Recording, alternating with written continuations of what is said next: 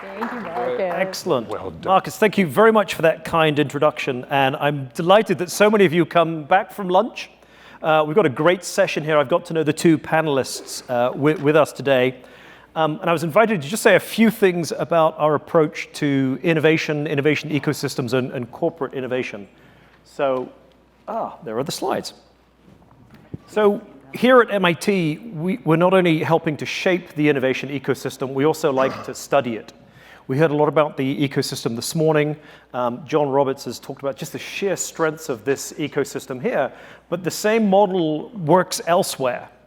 It also can work in Toronto. Mars is only 22 years older than Biogen's founding, so Boston has bragging rights on biotech. And as Marcus just mentioned, we also teach this around the world. So these are not the innovation hotspots of the world. These are where we have had teams from around the world working with us.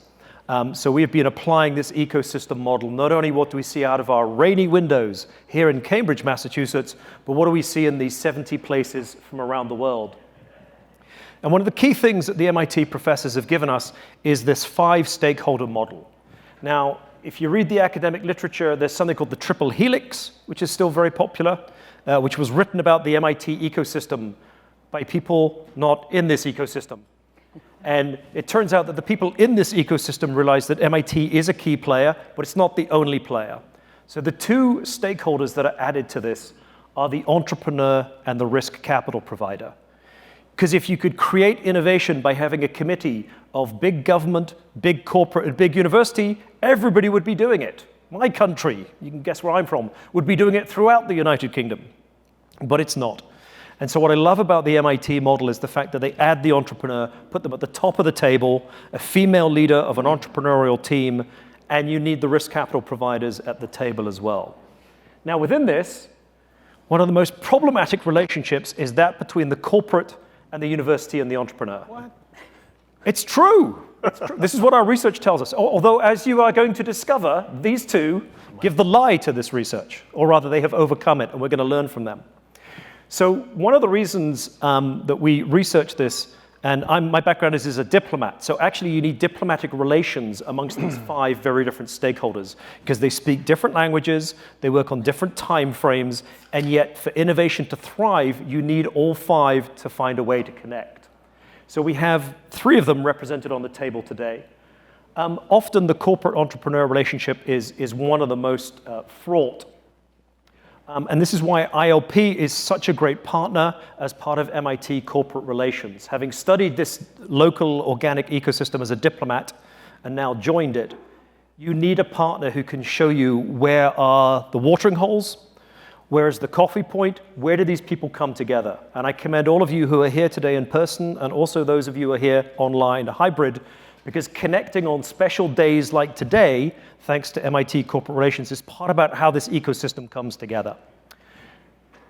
So it's not immediately obvious which one of us is the university representative, which is the so-called corporate, and which is the startup. One of us is wearing a 2-piece suit.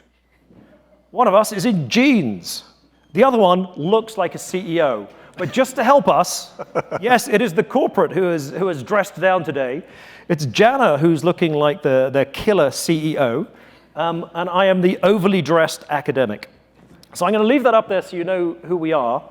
We have a little bit of time to chat, and then we'll take your questions as well. So please feel free, whether you're here or playing along at home, to give us questions on Pigeonhole, and I will attempt to read them. But I wanted to turn to you two. Now, I've got to meet you, so this is going to be a treat. But Jana, can I start with you? Because you are dressed extremely well for a startup entrepreneur. So tell us, how did you get into being a startup entrepreneur, and what is it your current company, Nara Logics, does? So how I got started, I decided to leave my PhD program, and I didn't know what I wanted to do, and I had a recruiter that put me in an MIT startup, actually, back in the mid-90s. And we had a ball. We sold that company to American Airlines. And I started there when we were just tens of people, and we went on to be sold to American Airlines. That is still operational, and by the way, it was an AI company as well. That turned me on to both startups and working with MIT people, as well as working in the MIT ecosystem. And for Nara Logics, we help companies build advisors using data, is the quick version of it. AI is this amorphous term. So we like to get real. And what we're really doing is all kinds of advisors. We work with the federal government. It's about half of our business. We work in space situational awareness. We work in battlefield awareness. We also work with CPGs like Procter and Gamble, and we work in healthcare, financial services, and manufacturing. Excellent. Well, thank you. Kevin, you work for a small startup called Procter and Gamble. Most people will never have heard of it. What does it do? So, true story, P&G is a startup. It just happens to be about 185 years old. Started with two founders, one in soap and one working with pork products. And we started making candles and soap, but we've grown a little bit since then. So we're a $80 billion global company, operations on the ground in 70 countries. Our products are available in 180 countries. Hopefully they're in all of your homes. So Tide detergent and Crest toothpaste and Bounty paper towels and Charmin. So we make a variety of consumer products that are used every day. We've got 21 brands between $1 billion and $10 billion. We have another 11 brands that are on their way to $1 billion, over $500 million. My role in the company, I'm in a group called Global Business Development. Most corps would think of us as the M&A group, but we don't M. So it's acquisitions, divestitures, and licensing. I'm in a small group, about 30 people doing, on average, about a deal a day somewhere globally. And within the group, I lead startup innovation. So my goal is to help the company link to startups around the world. I run an outpost network. We have 40 people on the ground that access through partners that are aggregators of startups. So venture, accelerators, incubators, academia. We have a long-running relationship with MIT and the STEX program, as well as governments, per your opening comments. So we use relationships with aggregators of startups to be able to reach deeply and use their knowledge to get into the startup ecosystem to find the best and brightest solutions for the challenges we face. In addition to that, I co-lead a group in the company that brings all of our innovations together, not to aggregate what we do, but to accelerate what individual groups do. So we have innovation engines around marketing and sales under our chief brand officer, supply chain, all of our businesses, IT. So we've got a variety of different innovation groups that we try to accelerate everything that they do. And then I co-founded one of the innovation engines that is under our chief brand officer that originally brought Nara Logics and Jana and made that relationship, or started the relationship back in 2016. Wow, okay, so not your average 128-year-old corporate.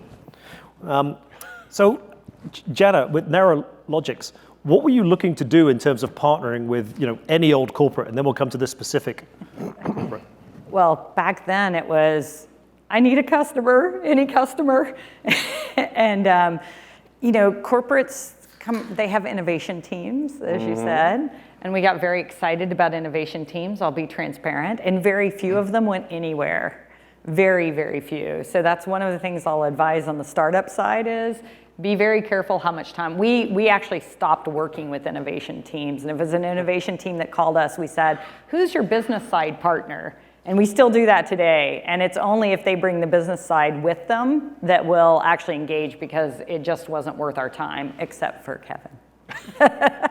Excellent. Present company excluded. So, yes. Kevin, what were you looking for from the corporate side? Why does P&G, this massive company, want to engage with startups? So for years, we focused on tech scouting.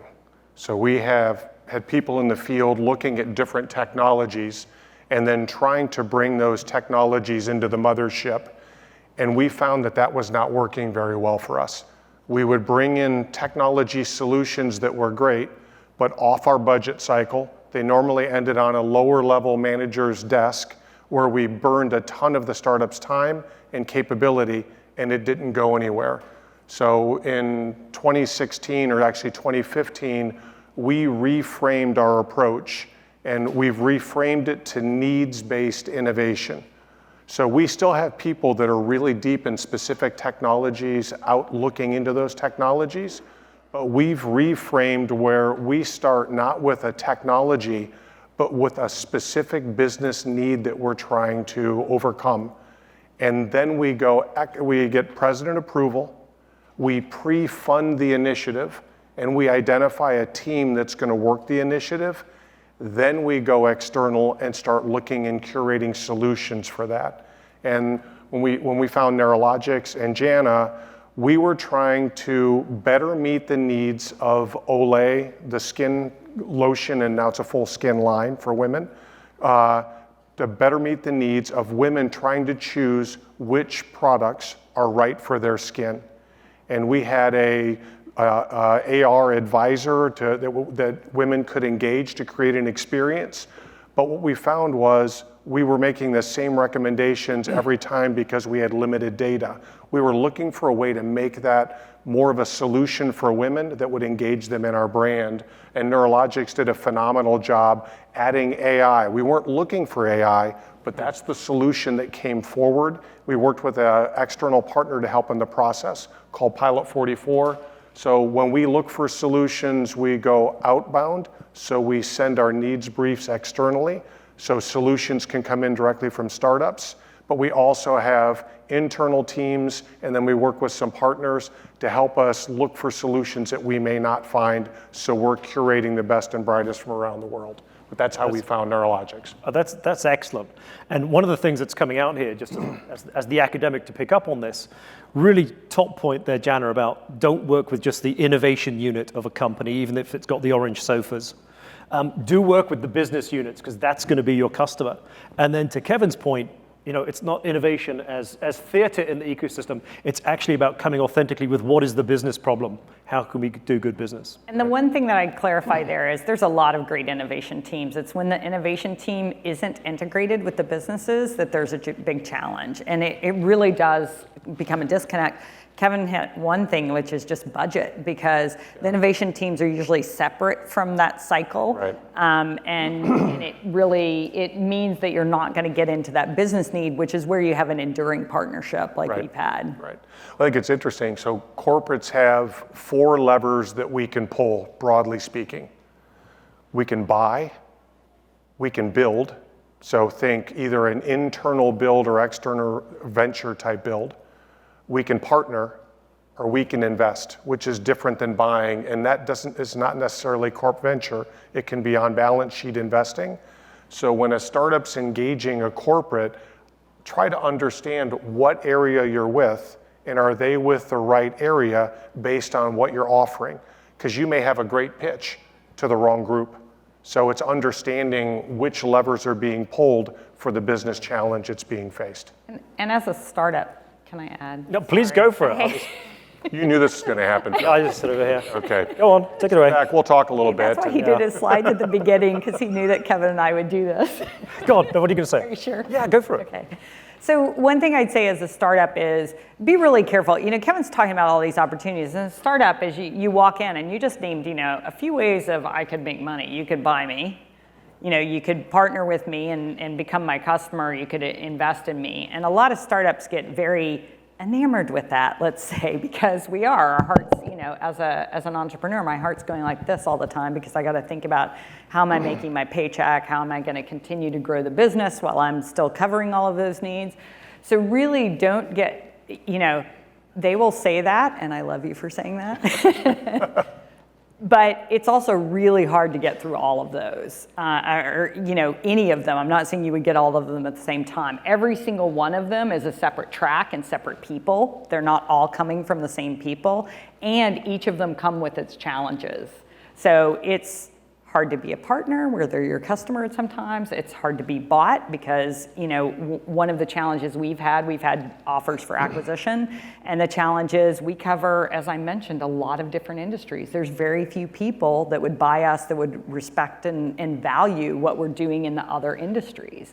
So that's where part of the challenge is as a startup, is really understanding where they're coming from. And even though there's all these options, it's not a buffet.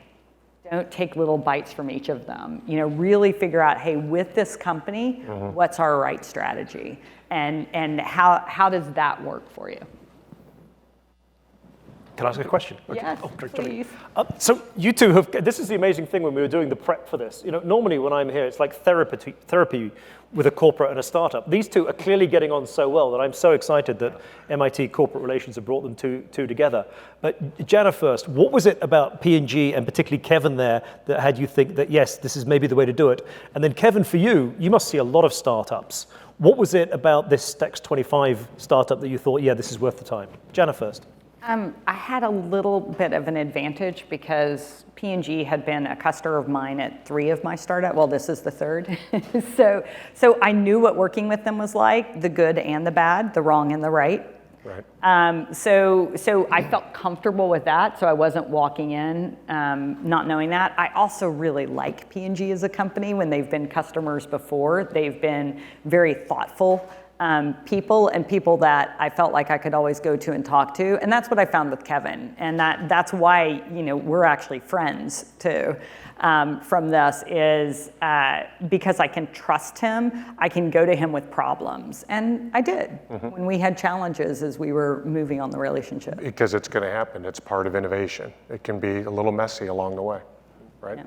And we get through it. So that's what I'm really looking for, is someone, what are the indications that I can partner? And that may mean calling up other startups. We're part of Stex, which is like this amazing resource that you have other startups. Raise your hand and say, hey, have you guys worked with P&G? What could you tell me about it? Do you know someone there that can help me walk through it? What division was it? Because all the divisions are different.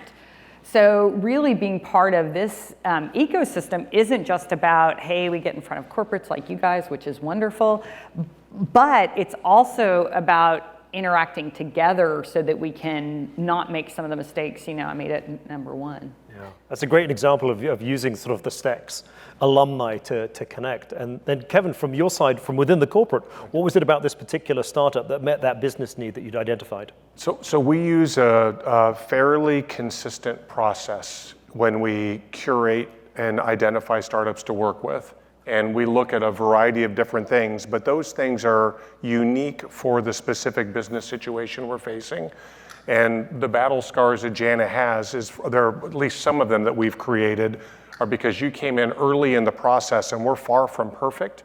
But when we were curating for the solution, we didn't know initially that AI was going to be the solution. This is in 2016.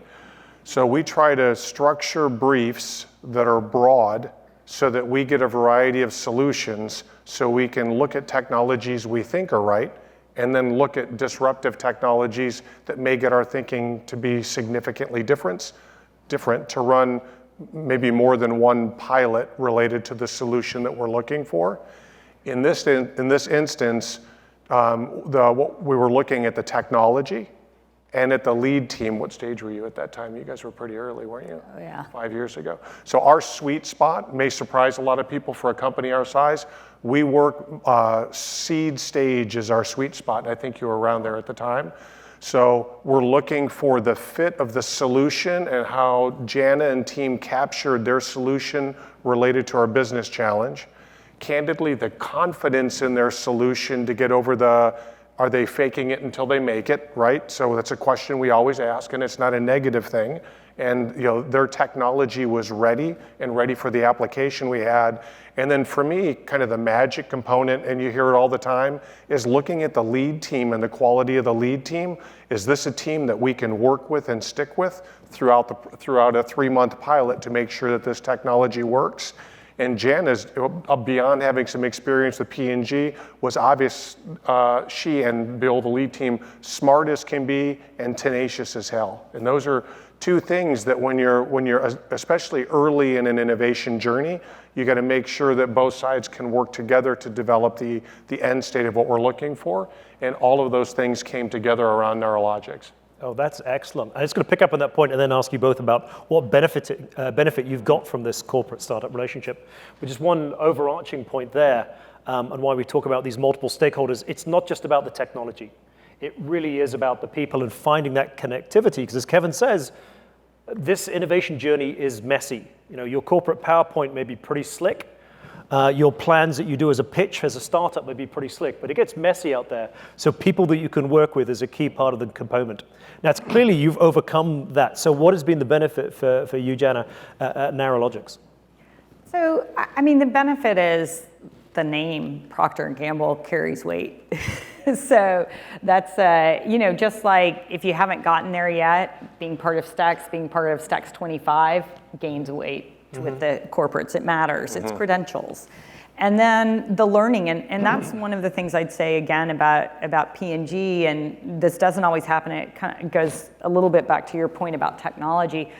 Anyone that's just looking for a specific technology, they're often boxing in what you do, and really look for someone that's going to look outside and not be looking for that specific what, but they're really looking for what this is solving.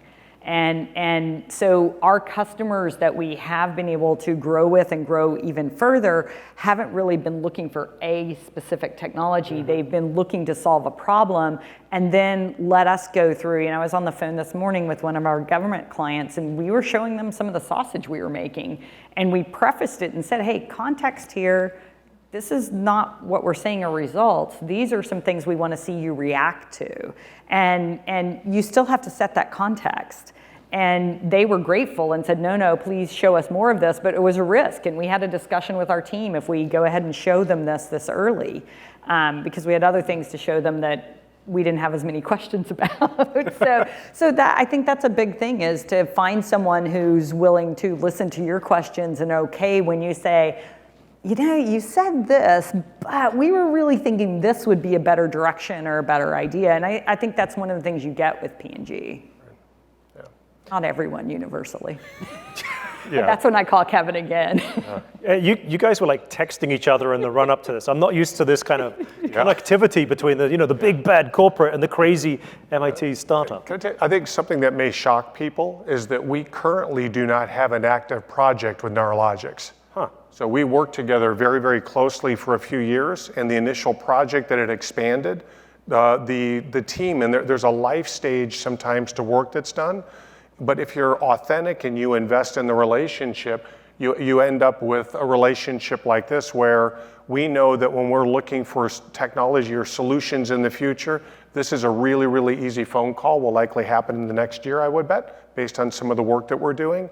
But for me, that shows the power, not unlike in your daily lives, of developing strong relationships through work or outside of work, and the power of that networking moving forward.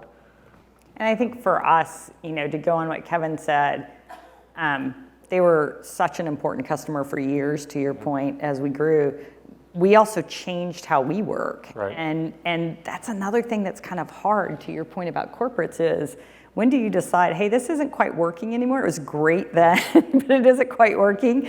Key part is relationship. But we have a relationship to say, like, I can't do all of that you want. I can't do it in some places cheaper, speaking about budget cycles. Yeah. So you have to have a partner that you can be honest and transparent with. And that's what happened with our relationship together after 5 years. Right. We both just said, hey, this isn't working the way that it is now. We're still great friends, and we know how to work together, but it's not going to be this right now. Right. And we're going to go on to other things. Right, yeah. Phil, to answer your question on what did we get out of the relationship, especially early on, I think it's important as a corporate, and that was we were developing our systems at the time. So we've got we're operating at scale now. We've got, I'm privy to about 150 paid pilots at any given time. We've acquired 3 companies in the last 4 months. We've got 80 internal builds going now. We've got probably 24 external venture builds going now. So we're really, really operating at scale. But early on, the best way for us to improve our process is ask the startups that we're working with, what could we do better so that we're a preferred partner with the startup community. And Jana was really, didn't hold anything back related to where she got caught up in the system and where our system can be improved and where it improved and where it was working pretty well. So an outcome of feedback from Jana and other startups, we've retooled our contracting process for startups. So Series A or earlier startups, we have taken our 16-page agreement, this is for a pilot, and we've reduced it to 2.5 pages. Wow. A portion of it is checklist based on PII and what kind of data they're working with. This doesn't work for all pilots, but for digital pilots and projects that are pretty straightforward. We've changed our payment terms from 180 days, which is our standard, to 15 days. Wow. And then we run our insurance through Vouch, for those that are familiar with the startup Vouch. So you can call Vouch and get an off-the-shelf basic insurance that you need to work with Procter & Gamble, sign up for it so you can be up and running quickly. But it was feedback from Jana early on, which candidly came both barrels at the same time. I had a 50-page contract. I didn't have the 16-page. Yeah, oh, it was, yeah, you got the full agreement. But it was Worked at the bank that had 150 pages. Oh my goodness. Oh yeah. But it's the power of leveraging and learning from each other that allows the systems to get better, I think going both ways, and so that as you move future as a corporate, as you move forward in the future, you're improving what you're offering to startups so that you're a better candidate for startups to work with than other companies. And for me, I mean, there's a fundamental core of the reason that P&G, we leaned way forward in the space. The reason we're doing that is our R&D spend, we're an $80 billion company, our R&D spends probably $2 to $3 billion a year. Last year, venture put $330 billion to work. Wow. So for us, startups are this massive R&D engine. And if we can develop strong relationships with partners that have large communities, like MIT and the STEX program, that gives us access to the best and brightest and helps us find solutions, but it's on us to develop an easy process so that companies want to come work for us and know that they won't feel like they're getting lost when we get work underway. Well, there's some great practice in there, and I was going to turn to the anonymous question to Jana with 3 votes. And while Jana digests that question, some great practice in there that the startup needs to expect it to be tricky to engage the corporate and to be able to give feedback to a trusted partner within the corporate. But the corporates, as well as engaging the external ecosystem, need to optimize their internal system. So don't inflict 180-day payment schemes on people. Don't inflict 180 days on her. Don't inflict 50 pages. So there are things that corporates can do, but you need somebody in the corporate who understands the startup and is able to make those changes. So Jana, what are some of the examples of the problems of working with innovation teams not connected with business units? So the startups out there can think about that, and perhaps also the corporates reflect on it. So the number one problem is it goes back to the value that you're trying to deliver. If there's no business unit that cares about the problem you're trying to solve, even if you say, but no one's going to, they're all worried. I ran the innovation team at Intuit, so I was there. I was one of these. But when I went in, when they called me, they had acquired one of the companies that I was leading. They called me and asked me to do this innovation thing, and I said no, because corporates always do innovation wrong. I was younger. I didn't know, I probably shouldn't have said that. But they were intrigued by this, and the big thing that I said is, the problem is an innovation team can build something amazing and it still doesn't get picked up by the business because the business hasn't planned for it. They don't care about it. And I talk about it as, the innovation team has this little seedling and then they go dump it underneath a big oak tree where it's not going to get any sun. And the big oak is saying, wait, you want me to share some of my resources with this thing? Do you know how much money I'm generating? And you want me to pay attention to this thing? So the people that are the oak have to say, no, I do want to support that, and I know that's going to be the oak in another 50 years, and I'm going to be dying off, right? And they have to understand that mentality. And so my experience with innovation teams, also from the inside because I've been one, is really very much that those teams have to have the business unit buy-in, or whatever you develop, whether it gets funded. I mean, I've seen innovations team fund things for 3 years. But it still then doesn't go into the business, and you're not into that core main. So that's one of the things that I would say. Another one is that innovation teams, if they're the lead, again, sometimes they'll do a lot more experimentation, which is awesome. But again, if you don't have the business buy-in to that innovation, if they're only showing the business the good stuff and not the sausage, like what I said about my call this morning, then they're not really understanding what happened. They kind of think it's all magic, and we all know it's not. It's a lot of hard work to get there. And they may be thinking, oh, this is a little something I can plug in. And that's rarely true. There's a lot of work that goes in around all of this. So I think that's the big core thing with innovation teams. I could give you a bunch of little examples, but. Can I frame it real quick? Yeah, please do. So in our world, the business units are the what. The innovation teams are the how. And there's a massive difference between the two. The what is defining for the business, the region, the function, what's the challenge to face that they think, and the innovation teams can determine if startups are the right solution or is it a big company solution. It's the innovation teams that can drive how we source the best solutions and what process do we use to prove out that solution will work for your business. If you can deliver on that, then you scale. So our model right now has, of our completed pilots, we scale 29% of the time. That's the main KPI we measure. And it'll be going up based on a batch that we just did on gaming. But the goal is it's not quantity, it's quality. And the business unit drives the really big, hairy problems that if a startup can solve them, then the business value and the long-term relationship is there. Excellent. Well, that's a great example. And so I think one of the points for the startups is to understand which bit of the corporate you're meeting. And if you ever have to meet a corporate lawyer, make sure you've got a friendly Kevin with you within the corporate hierarchy. Maybe we could take JC's question with 4 votes, which is about corporate pressures. Corporates are in the business of today's business. They're trying to meet the quarterly earnings. How do you juggle that sort of ambidexterity? And maybe to you, Kevin, as you're in the corporate, and then Jana, from your perspectives. I will tell you that the engines that we are driving and the innovation we're doing, we are absolutely on fire and has not slowed down for probably 5 years. It's continued to increase. But it goes back to my comment about if you're focused on really difficult problems, that if you can solve them, it makes a meaningful difference to the bottom line, then it correlates directly to our profitability.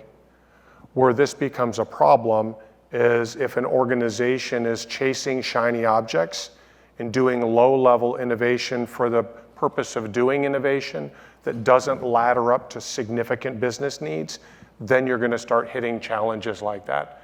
And we see, I talk to corporates all the time, seen many a corporate innovation group get slashed at budget time, either people or literally completely let go. That's whether it be partnering or corporate venture, it's fairly routine. I see a lot of nodding heads out there, so we all know the stories. For me, that's an indication that the group's not linked into the businesses and likely not focused specifically on how they can add the most value to the bottom line. Intuit's CEO regularly reminded me that I was a corporate tax, and I had 2 years to have my constituency vote to keep that corporate tax. So he gave me 2 years of coverage with the Innovation Lab, and then after that, he went to his executive team and said, do you vote to keep this? Right. Is it providing that value? Right. And I think people who don't have that, don't have that focus. And I'd say, as from my perspective, from the startup side on this is why, in our contracts that we have, our statement of works actually say the metrics that we're going to be used to judge how well we've done. and make sure that we're all in agreement on that, and that those metrics have to drive to value. And Right. so that's what we do. That's something we have in all of our standard contracts. It can't just be Jana provided this technology. Right. It has to be Jana provided this technology that got this benefit. Behind that story, though, is an insight for the startups, and it's one of the reasons that Nara has been so successful in P&G, is driving up in the organization. Jenny, you are just fearless in working your way up to our president level across all the BUs, and in a value-added way, not in a pitch way, trying to understand the needs so that she could demonstrate how Nara could help, and then through our C-suite as well with a chief marketing officer. And I think that paid dividends early on in the relationship, where you were invited to It paid dividends later on too, because that's where we got to have an honest conversation about value, Right. where the value wasn't there. Right. What my technology can do couldn't provide P&G the value in the case that we were in. So it was all of those relationships that helped us have very honest conversations, which are hard, by the way. I want to be very clear. You know, they come to me and say, yeah, but I need to only pay this much for this technology. And I'm like, I can't do it for that much. I just can't. I'm running a business just like you guys. And those are hard conversations, especially when you really like the people. Right? All throughout the chain. Right. So without that, we wouldn't have been able to end up in the relationship that we're all in now. Yeah, that's true. That's true. But my point, it's a huge compliment. For startups, work your way up in the organization. The higher you are, the bigger the budgets are, the bigger the problems are, and the more powerful your solution can be. But authentically. And that's one of the challenges is, because I've seen it where people are just pitching all the time. Yeah. And it has to come from the state of, do you understand if you can actually help them? Right. So sorry to butt in. Sorry, I know. Oh, it's you again. No, I just see a clock down here. Sorry, I just been sitting here quietly. We are being followed by the wonderful Kate Isaacs, and I don't want to shortchange her, but a final question, which is really about, given what you've clearly succeeded in doing, despite some early bumps early on, what advice, Jana as the startup, Kevin as the corporate, would you give either to a startup or a corporate? Because there may be people out there who are thinking, yeah, I want to do this innovation thing. But what are the things that you would like them to know as they think about this? Because they may not all luck out by meeting each other and getting a good working relationship as you two.